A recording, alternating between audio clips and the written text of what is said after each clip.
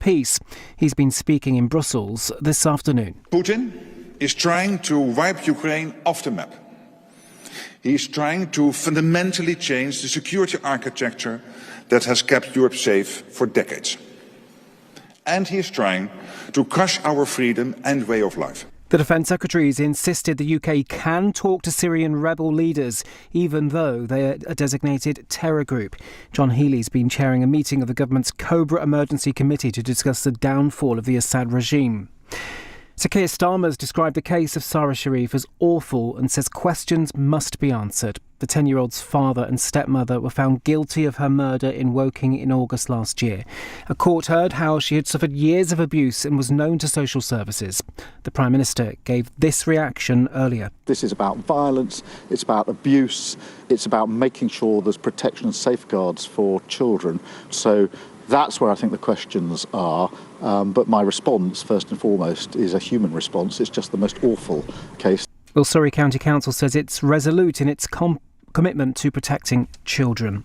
The first payouts from the infected blood scandal between the 1970s and 90s will see 10 victims offered £13 million between them. The Cabinet Office says the first few people have accepted their offers and are due to receive payment in the coming days. NHS England's warning it's dealing with a tidal wave of flu infections. More than 1,800 beds were occupied by patients with the illness on the average day last week. That's 70% more than the week before. And Donald Trump's rung the opening bell at the New York Stock Exchange after being named Time magazine's Person of the Year. It's the second time the president-elect has been honoured. In the city, the FTSE 100 closed up 9 points at 83.10. The pound buys $1.27 and €1.20. LBC weather, some light rain and drizzle for much of the UK. Drier for northern Scotland and Northern Ireland and a low of -3. From Global's newsroom for LBC, I'm Daryl Jackson. This is LBC from Global, leading Britain's conversation with Iain Dale.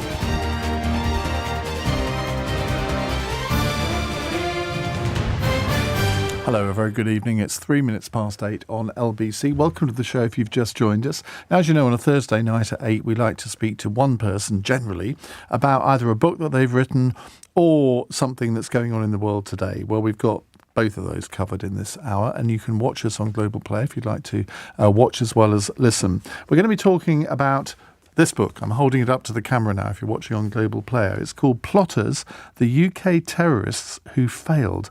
It's by Lizzie Dearden, and she joins me in the studio. Lizzie, welcome. It's a fascinating subject, and when I first saw the book, I thought, how do you research a book like this? Because you must have some contacts in very secretive places to get a lot of the information that you've got. So just tell me about the genesis of the book. Why did you decide to write it? How did you come up with the idea? Well, thanks for having me on, Ian. I wish I could give you an extremely cool story, but the slightly mundane fact is that as a journalist working at the time for The Independent and focusing on terrorism in the UK, since 2017, I've covered not only the attacks that actually happened, the ones that I'm sure all the listeners will remember, but also the ones that were stopped. And we're lucky in that there is a certain amount that can be made publicly available in terms of knowledge as to what's happened, what people wanted to do, how they were thwarted. And that happens when they effectively reach court. So since 2017, more than 40 terror attacks have been foiled by the security services. Not all of those have resulted in a criminal prosecution that we could report, but a lot of them have. And it's through following all of those cases that I put this together and was inspired to really look at what these people were trying to do, why they were trying to do it, and who they are as kind of characters and people. So presumably you need to have the cooperation of the anti-terror crime fighters, as well as presumably people in government, and they must trust you with a lot of the information that they're giving you. How does that all work? Yeah, I'm fortunate that there's a lot of people in counter-terror policing in particular who have been really helpful and been opening up as much as they can in terms of explaining what they do and how they do it. But really, a lot of it comes down to the kind of judicial system and the way that people have been able to be put before the courts and before juries for, the public to essentially decide whether these people were trying to do what the police claimed they were. And it takes a whole spectrum of different parts of the government and security apparatus to stop these plots. And over time, the way they've been having to do that has changed, just as the kind of terrorists we've been seeing come through have been changing. I was going to come on to that, because I think this is one of the fascinating things, in that I think a lot of people since 9/11 really have thought, well, terror incident, they automatically associate it with Islamist terrorism. And it's so much more complicated than that nowadays, isn't it? Yeah, and it's becoming even more so. So basically, the Westminster attack in March 2017 is considered the sort of start of the current era of terrorism in the UK. And that was an ISIS-inspired attack. It was the first of several. But what we saw very quickly in 2017 is a kind of far-right backlash where I think it was by the summer of that year, there was an attack targeting Muslims. And we very quickly started to see not a 50-50 balance, but certainly a mix between ISIS-inspired terrorists and people on the far right who were either neo-Nazi, anti-Muslim, or racist in some way, targeting normally Muslims or migrants or politicians, sadly like Joe Cox, who they felt were damaging the country and the kind of future of the white race. And even more recently, we've seen it get more complicated still, because rather than the kind of what became the traditional groups of jihadists and far-right people, we now have a very broad mix of people who are falling into the UK's definition of terrorism because they're seeking to act for some kind of ideological cause. But that cause can be absolutely anything from a hatred of the government to sort of conspiracy theories about how the world works. And it's starting to get really, really diverse and confusing.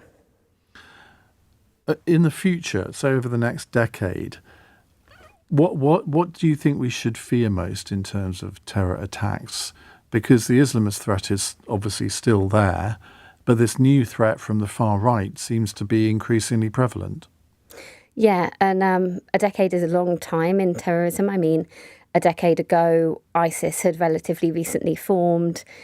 We had not yet seen the very significant ISIS attacks across Europe that came to define sort of most people's recent memory of terrorism. So in the immediate term, what we're seeing is what used to be called lone wolves. They now tend to be called self-initiated terrorists who are kind of acting among... Not quite as snappy, is it? No, it's not as cool, but it's what the powers that be prefer. But yeah, we can call them lone wolves. And they're kind of... They may be part of broad networks online. They may be reading things and speaking to people, but at the point of their planning and the way they act, they are completely alone. And that makes them very hard to detect and very hard to predict and much harder to stop than, say, 10, 15, 20 years ago when it was groups of people meeting in person with a hierarchy where there were more opportunities for the security services to get in there in some way with human intelligence, spying or surveillance. Now the amount of time it takes to become radicalised, decide to commit an attack and to commit it is very, very short. And the security services expect that to be the main threat to the UK for the foreseeable future. And is that different from 10 years ago? Yeah, it's completely different. So 10 years ago, it was mainly cell-based plots. Well, 7/7 was longer than 10 years ago, obviously, but that kind of trend of people who were affiliated to a terrorist group, trained by a terrorist group, networked together and quite ideologically focused, that was what used to happen. And that stopped happening basically after the formation of ISIS because it issued a general instruction to its followers all around the world saying, if you can't come here to Iraq or Syria, it's a burden upon you to launch an attack on anyone in any of the countries who opposes us, wherever you are, doing whatever you can. And you don't need permission and you don't need to be a member, just do it. And that will be your kind of act in our favour. And of course, what happened was that didn't end up just inspiring ISIS supporters. That ended up becoming a kind of much wider model of terrorism that we're now seeing people carrying out across different ideologies. In terms of the resources that the authorities have to try and thwart terror incidents, I mean, I'm sure whether it's the National Crime Agency, whether it's MI5, MI6, whoever, they will always want more resources. But if we think back over the last 20 years, in terms of the money spent by all of the different crime-fighting organisations on anti-terror activities, has spending mushroomed? I think there was a big increase around the time of ISIS's formation and then the attacks that began in the middle of the last decade. I think it's been pretty stable since within counter-terrorism itself, but that's controversial because, of course, we have counter-terrorism policing, but even they don't do just counter-terrorism. They handle what they call hostile state threats, which is taking up an increasing amount of their work. So the things we've seen with Iranian proxies plotting attacks on journalists in the UK, or things like the Salisbury poisoning, that all falls under their umbrella. So the resources are big, but within that, the work they do on what we would call terrorism specifically is being pinched. And of course, I'm sure you've had many a conversation on your shows about the wider cuts to policing and the justice system. And when you look at terrorism and counter-terrorism, it doesn't just come down to specific branches of MI5 or specific units in counter-terrorism police. So it would probably be a fairly extensive debate as to, how much funding is in it and where it's actually gone. I've been presenting on LBC since 2010 and I've covered quite a few, excuse me, I've covered quite a few terror attacks as they've happened. And you have to be very careful not to jump to conclusions about what is happening. But I'm trying to remember the last major terror incident in this country. Would it have been the Manchester bombing? I mean, because that's quite a long time ago now, wasn't it? The last declared terror attack in this country was actually as recently as April. And it was a stabbing at a hotel that had been used to house asylum seekers in Worcester. It was a far-right extremist, a neo-Nazi, a real neo-Nazi. I mean, he had several copies of Hitler's Mein Kampf, who had read about the hotel online and armed himself and went there with a manifesto prepared with the aim of killing someone to get attention, basically. He didn't manage to kill someone. His victim fought him off. And for that reason, it didn't really, frankly, have the impact on the news that something as deadly and awful as the Manchester attack did. And before that, there was an attack in Hartlepool very shortly after the start of the Israel-Gaza war last October.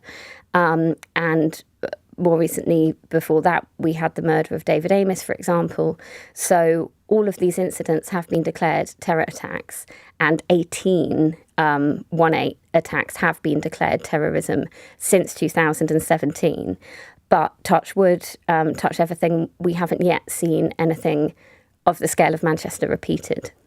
Because I think a lot of people listening to what you've just said will say, well, do some of those really count as terror attacks? Because what we think of a terror attack is when dozens or hundreds of people are murdered through a big bomb and sort of someone stabbing somebody. Well, there may be a political motive to that, but is that what the definition entails? There has to be some sort of political motive. Yeah, that's precisely it. So regardless of how many people are injured or killed. Exactly that. So pretty much every country in the world has its own definition of terrorism, and ours doesn't require anyone to actually be killed or even seriously injured. It actually doesn't require a human to be harmed at all. If everyone will excuse me, the definition is, and I'm sure some people will be checking if I don't get this quite right, under a law drawn up in 2000, so very much in that kind of Al-Qaeda era, terrorism in the UK means the use or threat of violence or serious damage to infrastructure for the purpose of advancing a political, religious, racial or ideological cause. And it sounds quite simple, but it's unusual compared to a lot of countries because, like you say, it doesn't require people to be killed. And also the really big clause that for the purpose of advancing a political ideological cause, that can cover anything. It can cover basically any act done to advance any cause. So the question for authorities increasingly hasn't been so much oh, did it really harm people? But where it's been getting really difficult with the rise that we've seen in mental illnesses and people acting for the sake of their own grievance rather than a set ideology, is police are now finding it really hard to decide if violence is done to advance a cause or for some other reason. So that's where it's actually getting quite confusing. Well, lots more to talk about. We're talking about Lizzie's book. It's called Plotters. And I want to talk in a moment about how the counter-terrorist authorities thwart some of the terror attacks that otherwise might cause huge amounts of damage, huge amounts of loss of life. And we'll also be taking your calls if you have a question for Lizzie about the book or about any aspect of counter-terrorism and terrorist plotting. We'd love to hear from you. 0345 6060 973. It's 16 minutes past 8. This is LBC.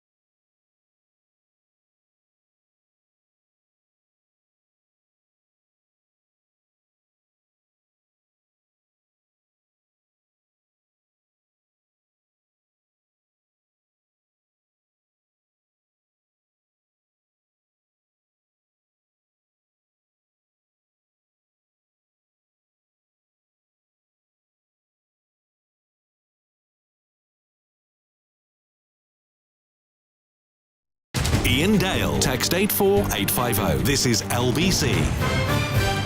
Lizzie Dearden is here, security journalist, who's the author of the book Plotters, The Terrorists Who Failed. This is the updated second edition of which is published today. Writing a book like this is great because you can update it constantly, I suppose, because there are always plots that are going on that either succeed or fail and that you'll be able to write about. I want to read you this text here from Amster, who says, please ask Lizzie about the Syrian rebels. I saw 2 videos today, one of them dragging an Assad supporter or soldier while tied to a car. Graphic. The other one was of rebels shooting Assad injured soldiers in hospital beds at point blank range. So to me, they seem like barbaric terrorists. We haven't seen those videos, so I can't corroborate them at all. But if that is true, that's quite worrying. And of course, a lot of people are speculating on what the events in Syria over the last week mean for possible terror attacks in the Middle East, possibly here, I suppose. Yeah, and I think in the sense of the security services, they've been having meetings. It's very much a wait-to-see situation. But broadly, it's bad potentially for British security on a number of levels. The first level, I think the videos that the listeners describing do sound like war crimes, potentially not specifically terrorism in the way that we would see it. But of course, that kind of thing's a concern for anyone. HTS, Hayat Tahrir al-Sham, which is the Islamist rebel alliance that led the recent lightning advance on Assad's forces, they were once part of al-Qaeda. They officially split in 2016, rebranded themselves once, and then in 2017 they formed this new coalition as it currently stands. They are not ISIS, and they have, to my knowledge, never looked outwardly in the way that ISIS did. They have been very focused on Syria, and actually, if anyone wants to, have some fun and read up on it, the guy who's leading them, Abu Muhammad al-Jilani, had a spectacular falling out with the guy who founded ISIS, Abu Bakr al-Baghdadi, and the clash between those two personalities is actually partly what caused ISIS to form. So they are related in a sense, but they are now on, say, different branches of the family tree. And at the moment, we're waiting to see whether the noises that HTS is making about forming kind of broad support, some kind of democratic government, state building where there are room for different minorities, different beliefs in Syria. It remains to be seen whether those noises are actually going to be followed through. Obviously, I and everyone else probably hopes that they will. But Syria is still a multifaceted civil war, and one of the biggest threats to the UK itself is the fact that the northeastern part of Syria, that's sometimes called Rojava, is controlled by a Kurdish-led coalition, an autonomous government that formed after the UK and the US and other countries backed Kurdish forces to drive ISIS out of the territory it held and called its caliphate. They've been in control of that area since 2019. And within that area, there are a number of prisons and camps that are holding international ISIS fighters. And they have been begging the UK and other countries to take people out of those camps for years, particularly women and children, women, of course, like Shamima Begum. But they do have around 12,000 male ISIS fighters who were captured during the collapse of its territories as well. The UK's policy has been to not take anyone, and there's no immediate sign of that changing. And other countries have taken sometimes women, sometimes children, but broadly the men have been left. So what we have is a pool of more than 10,000 former ISIS fighters and, sadly, potentially boys who were children at the point their families were captured and are now adults who are in those camps and who ISIS has been seeking to free for a very long time. The Kurdish authorities, who I spoke to yesterday, are very, very concerned that ISIS will try to capitalise on the kind of breakdown in order being seen in different parts of the country and the vacuum that Assad's fall has left to regroup in the desert to attack the prisons. And that's being made worse and even more complicated by the fact that there is a separate group of Turkish-backed rebels attacking the Kurds. So there are so many different consequences, and really we're all just waiting to see which way it goes. And how could this affect us? Number one is all of the British ISIS fighters escape. Potentially they would try to come back to this country. Some of them are subject to things like citizen deprivation and legal orders called temporary exclusion orders that would seek to stop them coming back into the country, but that doesn't mean that they work necessarily. You know, people can be smuggled, people can use fake identities. And so that has been the one thing that the government and security services in this country have been trying to stop happening since day dot. They do not want them back here, certainly not in an uncontrolled way. We've never had an attack by a returned ISIS fighter in this country, but some of the deadliest attacks elsewhere have been carried out by precisely that kind of person. The November 2015 Paris attacks and the March 2016 Brussels attacks were carried out by people who had fought in Syria and had training. So that's obviously something we don't want to see. Well, I wasn't going to come to calls quite yet because I've got lots of other things I want to talk to you about. But we have a call on the situation in Syria from John in West Hampstead. John, go ahead. Yeah, look, I think this is just really what's going on in Syria is a product of, what they say, you reap what you sow. We were supposed to really help the Syria at one point, and then we said, if they use chemical weapons, that's a red line, and he did, and then the Russian steps in, and we lost control of the situation there, and it's going to turn now into a terrorist superstate. There's no doubt about it. Look at all these crazy groups there, and I don't know who's on your panel there, if they are there, but the one thing they don't understand is the Arab mindset and mentality, which is, it's quite, on the street there, it's very limited, highly uneducated, and the problem is we don't understand them, and that's the reality, so however much you try to logic your way through it. So you say we don't understand them and you just call them uneducated. I mean, how patronising can you get? Well, it's true. To be blunt. Well, prove it. Prove it by how they treat, how one human there treats another human there. But it's not normal. You've just castigated a whole group of people that clearly you know nothing about.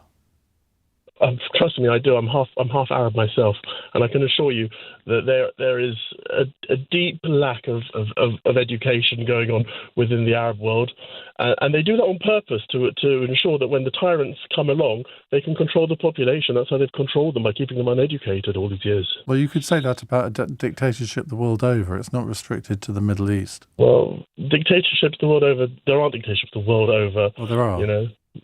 In your book, you might. I've just edited a book of dictatorships the world over, and they exist on every continent. Well, apart from Australia, Australasia, but they exist all over the world. In Africa, in Europe, in South America, in Asia. So, okay. Yeah. Okay, if you say so. Whatever you say is true. Okay. Well, but the reality is, people, if they were educated, they wouldn't behave in the way they're behaving.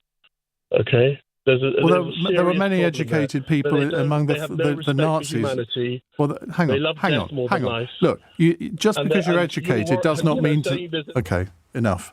Just because you're educated doesn't mean to say that you can't become a dictator or that you don't support dictatorships. Look at the Nazis. There were some very educated people who were leading Nazis.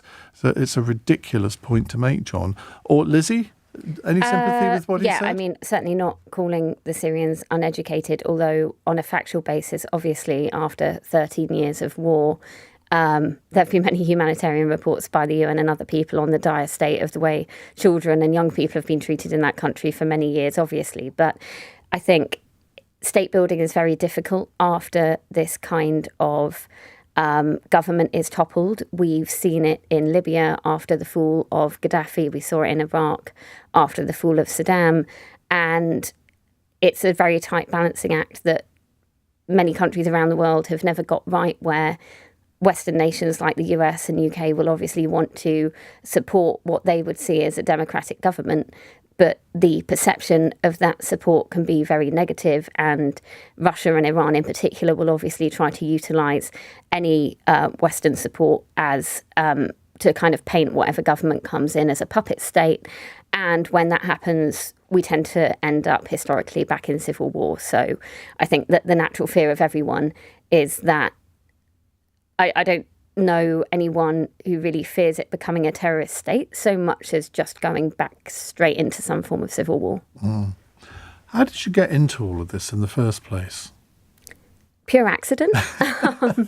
Yeah, I mean, it's like when you're a kid, people are like, oh, I want to be like a fireman, I want to be a nurse. No one really sits there because, I'd love to report on terrorism.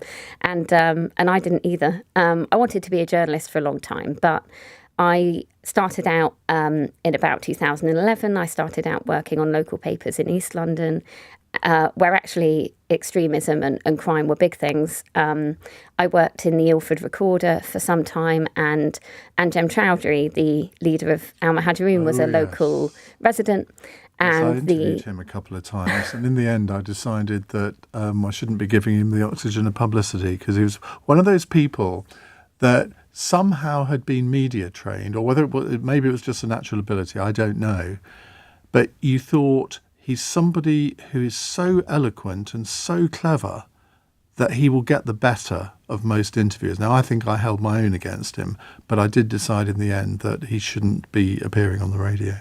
Yeah, he did, and he was a very slippery fish. I mean, it took until a couple of years ago for him to be nailed for anything, and now he's in prison for life, so that's nice. But the British National Party was also very present, so although it wasn't a specific responsibility at the time, from the earliest days of kind of working as a journalist, those debates about extremism and people's beliefs and security were kind of there. And then I was fortunate enough to get a job at The Independent, and I arrived there in 2014, about 3 weeks after ISIS declared its caliphate. And so although it wasn't really the aim, I ended up just following ISIS very closely. It was, for all the wrong reasons, the biggest story in the world. And because I was kind of youngish and internet savvy-ish, at the time it was a real Wild West, and I managed to embed myself within ISIS's online spaces and doing what I could to get a real understanding of what they thought. And as their attacks spread to Europe, I just kept on following it, and my focus was really initially on ISIS. But since that threat to the UK has developed, I've just followed it where it's led, and now we're in this much broader place. And writing about this, both in the media and in this book, Do you have concerns about your own personal safety? Yeah. Although weirdly, quite a lot of terrorists do like the publicity. I admit I have been in one trial of a guy who's featured in this book. He's called Mahisanath Chowdhury. He attempted a terror attack twice, actually, which makes him kind of unusual. But during the trial, I became aware that he was actually reading my articles about him and showing them to people who he thought were fellow ISIS supporters, but were in fact undercover officers. And I felt very conflicted about it because he obviously enjoyed reading his own coverage. And so it's quite a strange phenomena because all the wrong people become aware of you if you're a journalist writing on this kind of subject. But some of them, and actually a lot of them, actually love the publicity. So it doesn't necessarily mean you're at threat. On the other hand, there are people who read your coverage and take a very personal dislike to you. And that's when it becomes a bit more dangerous. Okay. Well, Lizzie's going to be here with us until 9. She's very happy to take questions, hear your comments, 0345 6060 973. And we'll also talk about one or two of the plots that have been foiled in recent years, because I think the police have actually been quite open about this in the last few years, which is something, quite a new development in some ways, because before that we would just not have heard about any of it. It's 8:32. Let's go to the news headlines on LBC with Daryl Jackson. The head of NATO has warned member countries they should shift to a wartime mindset. Mark Rutte says Russia's preparing for long-term confrontation and the West is not ready for what is coming our way.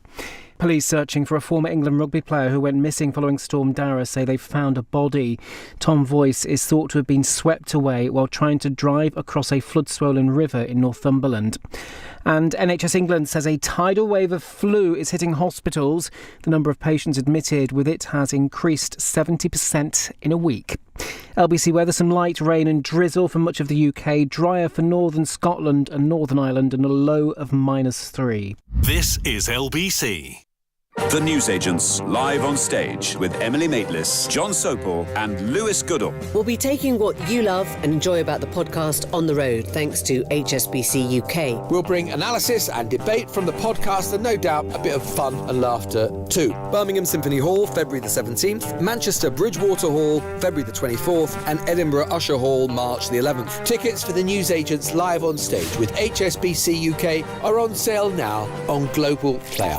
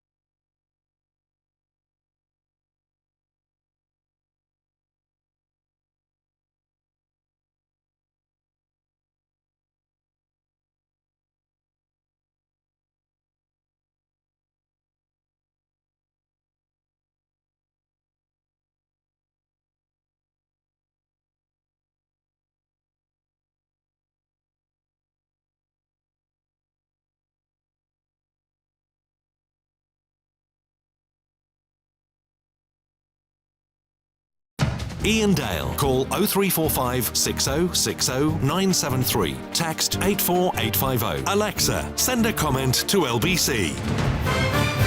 8:35. We're talking about the book Plotters, the UK Terrorists Who Failed. It's by Lizzie Dearden. Before we go to your calls, and if you'd like to talk to Lizzie, the number's 0345 6060 973. I want to ask you about a couple of the plots in your book that you describe that did fail, and how the security services or the counter-terrorism police, how they foiled this. There's an interesting one, very recent one in Leeds.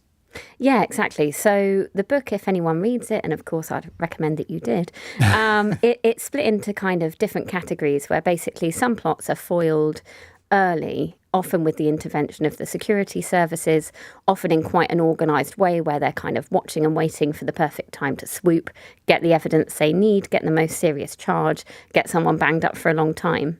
But we also have what I've termed near misses, where attacks that people didn't have any idea was coming, got very, very close and were stopped by near pure chance. And the most recent example of that is in January last year, where a student nurse almost bombed St James's University Hospital in Leeds. And he had developed... Jimmy's. Yeah. Remember the TV series? Yeah, and he had developed a grievance against the hospital, which had all sorts to do with his kind of working life and his relationships. But at the same time, he had been slipping, especially during the COVID pandemic, into a jihadist mindset.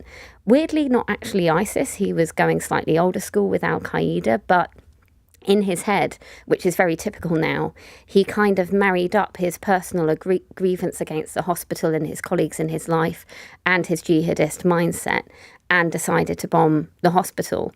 And he had a very convoluted plan where he was going to send in a hoax, cause an evacuation, and then detonate his pressure cooker bomb, which was viable and very large, among the crowds where he knew they would evacuate because, of course, as a member of staff, he had access to the plans. And it was going to happen. He was right there. He was outside the hospital. He sent in the hoax.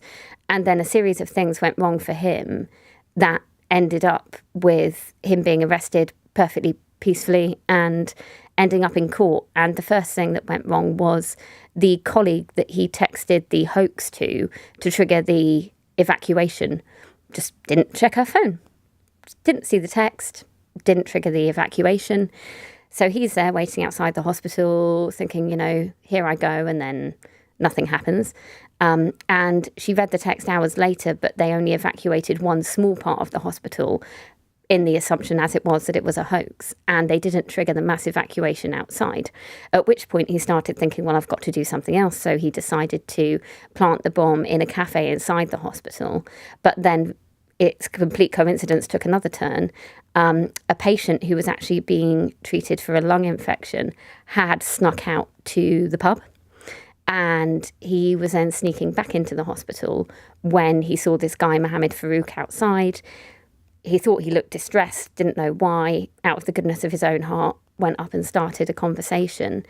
And over the course of the time they were speaking, Mohammed Farouk just admitted everything. I remember there was a surreal bit in court where they said to this patient, oh, what did you say to him? And he was like, oh, I said, what have you got in your bag, mate? And Mohammed Farouk said, oh, it's just a bomb. And it was a bomb. And he also had a knife, and he had a very realistic looking imitation firearm. And to cut an insane story short, this amazing patient, just a completely normal guy, ended up talking him down, convincing him to call the police himself, and he handed himself over. But if that nurse who he sent the initial hoax to had picked up the message, that patient wouldn't have been there. It doesn't even bear thinking about. Are you just wonder in a lot of these things how much luck and coincidence plays a part? That's actually quite worrying, isn't it? Because, we like to think that the police foil these attacks, but they can't foil every single one. And I suppose they have to rely on the general public. that guy who snuck out to the pub, what a hero. Yeah, his name's Nathan Newby, by the way, and he was commended by the judge. And I think, wow, what a guy. But of course, it's not all like that. There are several plots in the book that involved serious, multi-leveled operations by the security services. And one of the most significant ones actually became known as the Three Musketeers plot, because that's what the would-be terrorists actually called themselves. They had a little chat group where, if anyone's seen the Disney film The Three Musketeers, they had the little cartoon of that as their kind of avatar. But yeah, they were very serious. They were planning ISIS-inspired terror attacks. And the way that was foiled was incredibly complex, where in order to surveil these people and bug their cars, MI5 set up a fake courier firm. And I don't know if someone lost a bet or something, but they called it Hero Couriers. And then they hired two of these guys with the plan of getting them to use the supposed courier vehicles. And then when they parked their cars, getting the microphones in place, working out what they were planning, Bob's your uncle. What they didn't know is that they were actually much closer to attacking than they thought. So what happened is when MI5 went in to bug one of the cars, they actually found a pipe bomb and a machete with a kind of jihadist slogan carved into it in the boot, at which point they called the police in and it was all over quite quickly. But we do still get that picture of bugging, spying, undercover people, and that has been proved to have amazing success.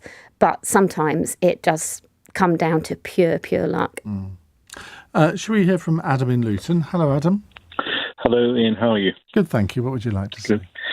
I got a little, probably about a little bit wound up by what John said. I'm half Arab myself. Join the club. I lived in Libya in the 1980s during the Gaddafi regime. It was quite an interesting time.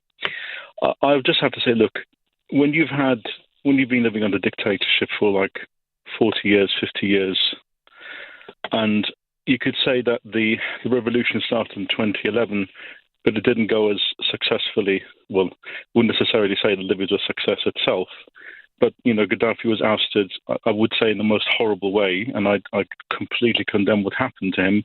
But he was ousted in the space of a year. The Syrian regime was kind of like a half out kind of, sort of like they tried to sort of revolt against him, and unfortunately, with the backing of external forces, that kept that country in chaos until obviously more recently, when the external factors that had an influence in Syria completely lost any kind of clout or power.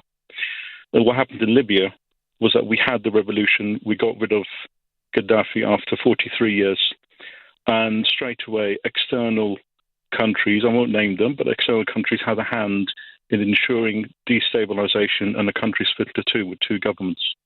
And that's my concern. Forgive me, I forgot the lady's name. Lizzie. Hey, Lizzie. Sorry, Lizzie. Sorry.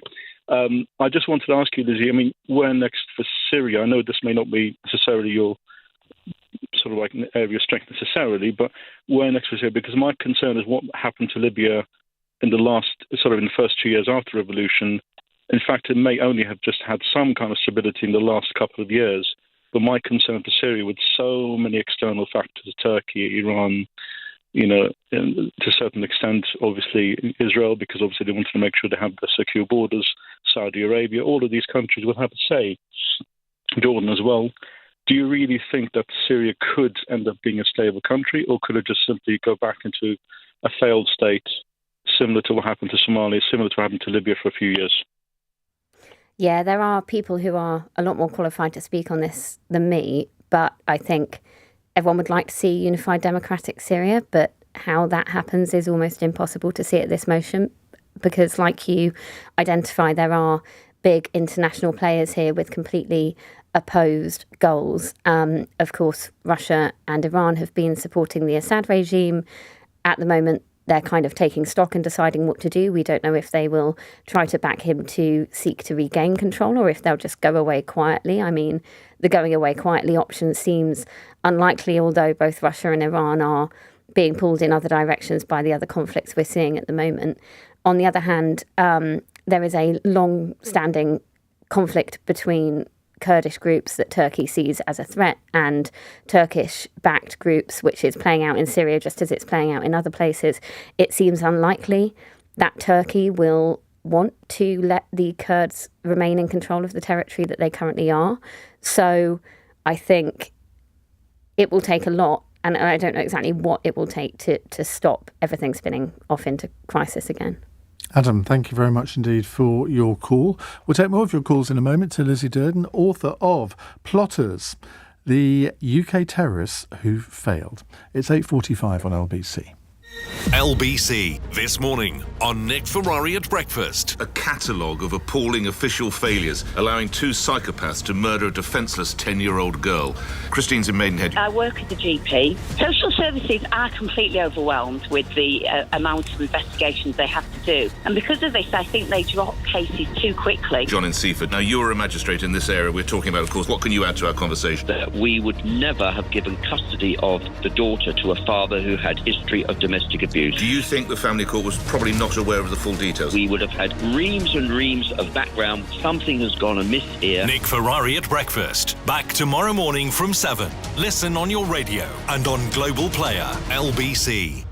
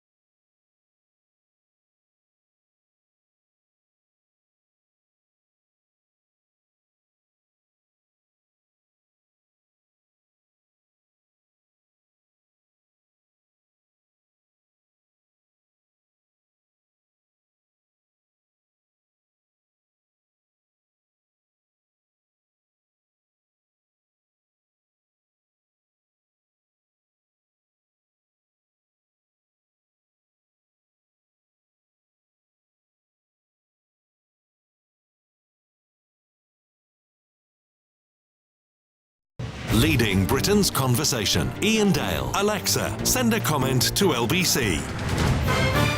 It's 8:48. Lizzie Dearden is here, security journalist. Her book is called Plotters, the UK Terrorists Who Failed. A text question here from Peter. Has Lizzie thought about how terror might change as technology changes? I'm thinking of cyber attacks, etc. Are they the future of terrorism, if you will? Oh, yes, I have. Thank God for that, because I haven't.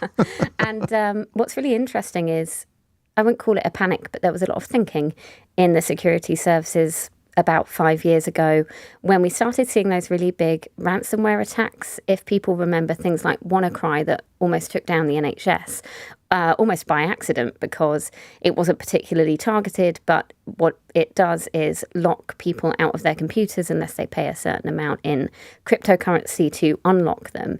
And as I said earlier in the show, terrorism in this country can mean interference with infrastructure. So people started thinking, Jesus, could we see potentially a mass casualty attack, which is done through a cyber assault on certain critical national infrastructure? And the answer is hypothetically yes. But so far, and I suppose this is at least in part a good thing, terrorists don't seem that interested in it. The people who tend to be interested in that kind of thing are hacking collectives who tend to work for money for the highest bidder. At the moment, we're mainly seeing them either funding themselves or working for hostile states like Russia, Iran and North Korea. So it has huge, I guess, what I'd call terrorist potential. But at the moment, kind of traditional terrorists are, sorry to say, trying to kill people in much more conventional ways and much easier ways, which they look like they'll continue doing.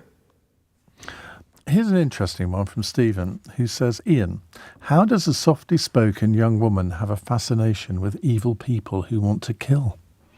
Which I'm going to be naughty and interpret that in a slightly negative way in saying, well, would you have said 30 years ago, would you ask that question about Kate Adie being sort of the first, well, she wasn't the first woman war correspondent, but for a modern generation she probably was, or Alex Crawford on Sky. I mean, this is seen as a traditional male area, I suppose. Do you think that, and have you found any sort of pushback to sort of a woman invading traditional male territory? I mean, there are other great female reporters in this space, and it's not a bad question, because sometimes I do wake up in the morning and be like, wow, how the hell did I end up here? You know, sometimes I wonder myself. You could have been the agony aunt on This Morning. I mean, for goodness sake. Yeah, I would have been rubbish at that, though. I don't know. I guess the way I would explain it is I'm really interested in people, and one of the things that drove me into journalism is I just love talking to people and seeing what they're up to, and terrorists aren't normal people, it's fair to say, but I'm still interested in them. And part of the reason I wrote this book is because when you see attacks happen and people do such horrific things, I was just wondering why. Like, how the hell did you get there? What happened? Well, here's a text on that. Jim says, take us into the mind of a terrorist. You mentioned one of them getting a kick out of your coverage. Do they all tend to be narcissistic? Yes. Yeah. Yes. Strong yes. So one of the reasons I wrote the book was because I was covering attacks and plots as they came through individually. But I started to get this kind of deja vu, kind of Truman Show feeling where I just felt like it was the same guy. And they're not the same person, but they share so many characteristics that seems to be such a strong pattern, regardless of what they actually believe in. Basically, the mindset of a terrorist, any terrorist, is just a really simple thing, which is that violence is either justified or necessary to either defend something that they believe is under attack or to advance something that they want to happen. And that sounds like a real gross oversimplification, but that is literally all it is. And when you look at any terrorist ideology, any kind of specific radicalization, that's the idea they're trying to sell people. So for years, ISIS has been telling people that Muslims around the world are under attack and that it is their obligation as a Muslim to fight back. And the far right, now in particular, are telling people that white people are under attack and that it is an obligation on white people to fight back. So really, it's as simple as that. Stephen wishes to assure you that his question about you being a woman in this wasn't meant in a negative way. So don't worry, Stephen, but that's lovely of you to say. Thank you. June says, will the rise of disinformation online lead to more radicalisation? Is Musk's revamped Twitter more dangerous than we think? Yes and yes. It's already happening. The response to Southport hasn't officially been classified as terrorism, but there were incidents that actually met the definition. For instance, the Holiday Inn that was set on fire that was housing asylum seekers wasn't, but could conceivably be argued as a use or threat of violence for advancing a political or ideological cause. And a decision was obviously made not to do that. But we got very, very close to some serious violence, which was sparked by, obviously, the awful attack in Southport, but primarily a kind of storm of misinformation around that, which sparked people into action. And we're kind of in this space where, because terrorism has become so decentralised, and where I said all terrorists are people who believe violence is necessary, the way that they come to believe that is necessary doesn't have to come from terrorist propaganda. It doesn't have to come from anything illegal. It can come from the normal internet, normal social media, Twitter, or whatever they consume. Today, a man was sentenced for attempting a terror attack on a firm of solicitors in London. And he was a neo-Nazi. He'd been a neo-Nazi for a long time. We don't know exactly how he came to that ideology, but he decided to target that solicitors and to take a knife there and potentially kill someone in a matter of days, purely because he read an article in a mainstream newspaper and had been consuming material on small boats and migrants for some time. So the concern is that it's not just terrorist material that can inspire people into terrorism anymore.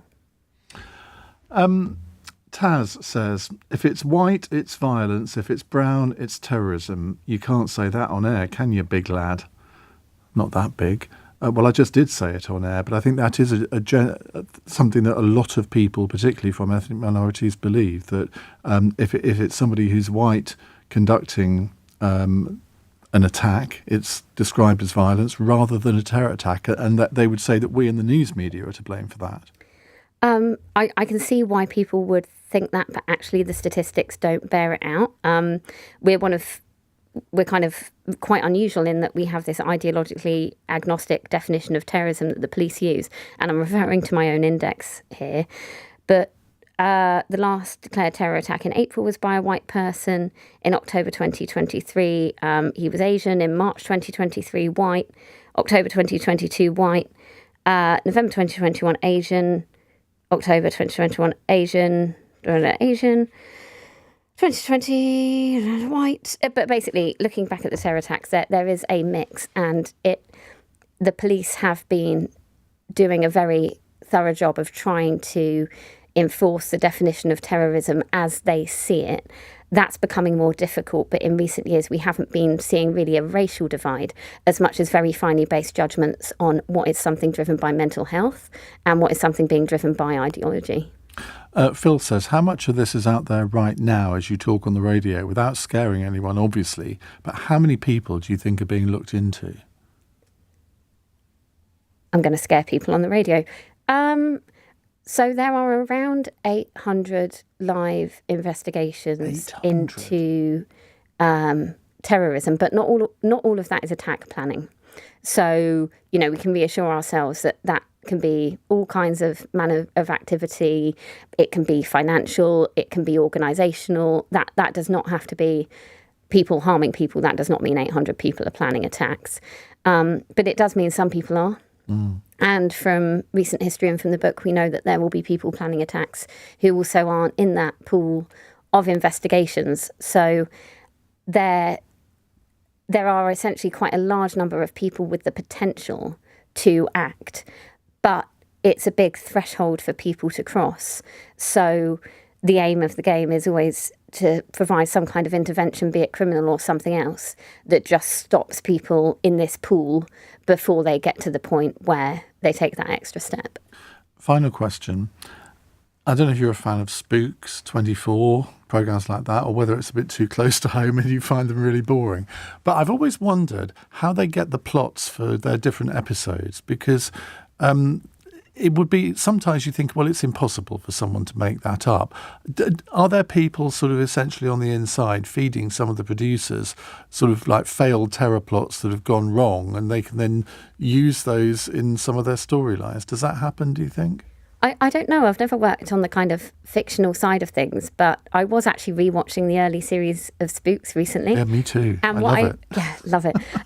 What I found really interesting was that I could almost see the time lag in production, because the kind of attacks that were being kind of explored and predicted by Spooks were the kind of things that the security services feared would happen but then didn't. I remember there being a number of episodes being dedicated to biological attacks, which was thought to be a massive threat, great deal of training, which is obviously not a bad thing, but it never emerged. So I think often it's informed by what the concern about the future is, but whether those futures ever come to pass, no one can ever quite say. Well, it's been absolutely fascinating. I think you could write a best-selling novel, frankly. You said you hadn't got into fiction, but I think you probably could.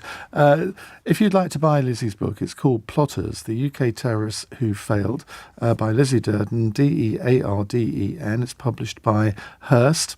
And it's a brilliant read. You'll learn a lot from it. You've already learnt a lot in the last hour, at least I hope you have. And thank you very much, Lizzie, for talking to our listeners. Thanks for having me. Well, coming up in the next hour, we're going to turn our attention to the terrible murder of Sarah Sharif by her father. We heard all about that yesterday. Well, Sir Keir Starmer today has said that ministers are going to prepare stronger safeguards for children being taught at home. It comes as the government said it would introduce a new duty so that parents need local authority consent to homeschool children if the child is subject to a protection plan. Well, clearly a lot of things went wrong in the from the authorities' point of view in the protection of Sarah Sharif. Do there need to be more safeguards for children who are being homeschooled? 0345 6060 973. On your radio, on Global Player, and Play LBC. leading Britain's conversation. This is LBC. From Global's newsroom at 9 o'clock, the head of NATO has warned it's not ready should Russia launch an attack on other European countries after its invasion of Ukraine. Secretary-General Mark Rutte is also calling for more defence spending, claiming the current 2% of GDP may not be enough to be war-ready. He gave this warning. From Brussels, it takes 1 day to drive to Ukraine. 1 day. That's how close the Russian bombs are falling. It's how close the Iranian drones are flying. The Defence Secretary's insisted the UK can talk to Syrian rebel leaders even though they're designated as a terror group. John Healey's been speaking after he chaired a meeting of the government's Cobra Emergency Committee to discuss the downfall of the Assad